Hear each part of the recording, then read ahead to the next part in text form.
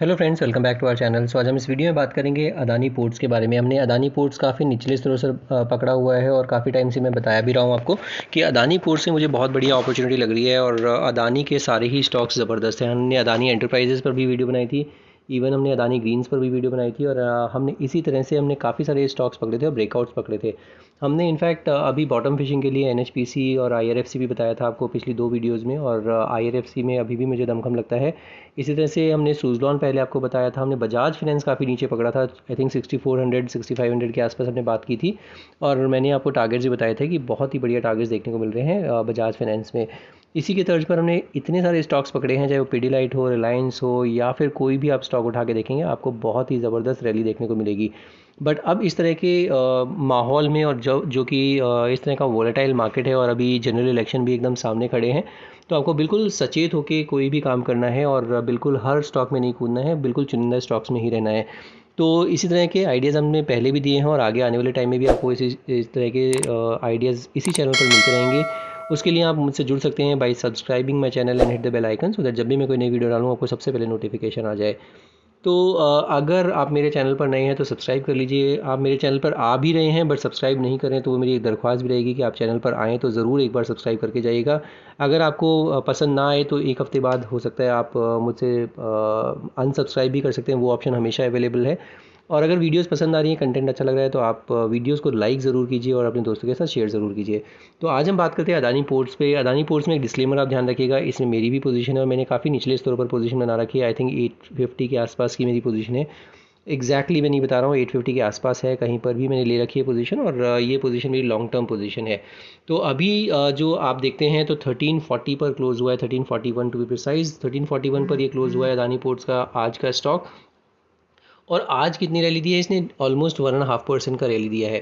Adani ports मुझे क्यों अच्छा लग रहा है? अभी अगर आप जो ब्रेकआउट है वो ब्रेकआउट मुकम्मल नहीं हुआ है तो अबाउट टू ब्रेकआउट है, और ये हो सकता है कल के सत्र में या फिर हो सकता है, इनफैक्ट कल तो छुट्टी है, बट अगर मंडे को आपको दिखे अगर 1355 के ऊपर, तो फिर इसमें पोजीशन बनानी है। अगर आप फ्रेश पोजीशन के बारे में बात करें तो अगर आपके पास ऑलरेडी पोजीशन है तो बिल्कुल निश्चिंत होकर बने रहिएगा।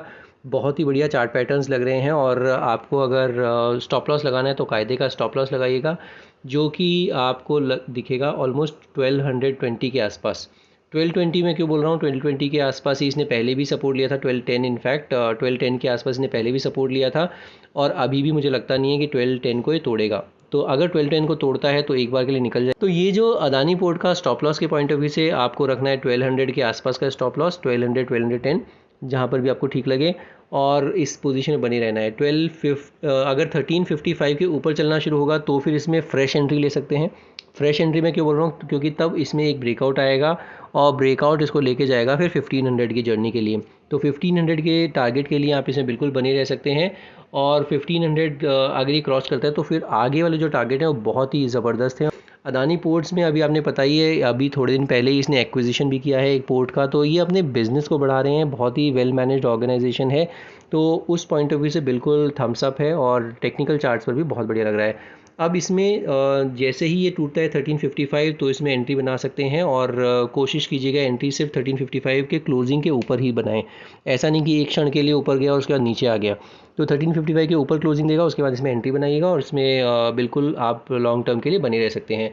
अगर आप डेली के चार्ट पर देखते हैं तो आज ही के सत्र में इसमें 60-61 का जो RSI है वो क्रॉस हुआ है, तो वो भी बहुत अच्छा है। तो RSI पर तो इसमें एक ब्रेकआउट आ चुका है, मतलब बुलिश मोमेंटम का जो इंडिकेशन है वो आ चुका है। सिर्फ इसको कितनी चाल दिखानी है? ऑलमोस्ट 15 पॉइंट्स की चाल दिखानी है। 15 पॉइंट्स की चाल दिखाने के बाद इसमें अगर पोजीशन बनाएंगे तो थोड़ा सा, जब ब्रेकआउट मुकम्मल हो जाएगा उसके बाद ही आप पोजीशन बनाइएगा। ये हो जाता है डेली का चार्ट। एक बार वीकली के चार्ट पर देखते हैं वीकली के चार्ट पर कैसा प्लेस है। तो वीकली के चार्ट पर भी आपको बिल्कुल क्लियरली दिख रहा होगा कि हैमर पैटर्न बना है, और हैमर पैटर्न के बाद अब इसमें ऊपर की चाल आनी शुरू हो गई है, और अब इसमें बहुत ही अच्छी चाल देखने को मिलेगी लॉन्ग टर्म के पर्सपेक्टिव से, मीडियम टर्म के पर्सपेक्टिव से। स्टॉप लॉस अगर देखते हैं तो वो इस 1180 के आसपास का स्टॉप लॉस है वीकली के चार्ट पर भी, तो वहाँ पर एक स्टॉप लॉस आपका कायदे का हो जाता है। RSI देखते हैं वीकली के चार्ट पर तो 74-75 के आसपास का RSI है, तो वो भी बहुत बढ़िया लग रहा है। तो वीकली के चार्ट पर बहुत ही बढ़िया चार्ट पैटर्न्स बने हुए हैं। एक बार मंथली के चार्ट पर देखते हैं, मंथली के चार्ट पर कैसा प्लेस्ड है। तो मंथली के चार्ट पर आपको दिखेगा कि ये बड़ा ज़बरदस्त एक चार्ट पैटर्न बना हुआ है, और इसमें जब देखेंगे आपको 1000 रुपीज़ के ऊपर निकला था, तो फिर हमने इसमें बात की थी और ये येलो कलर की लाइन उसी का एक इंडिकेशन है।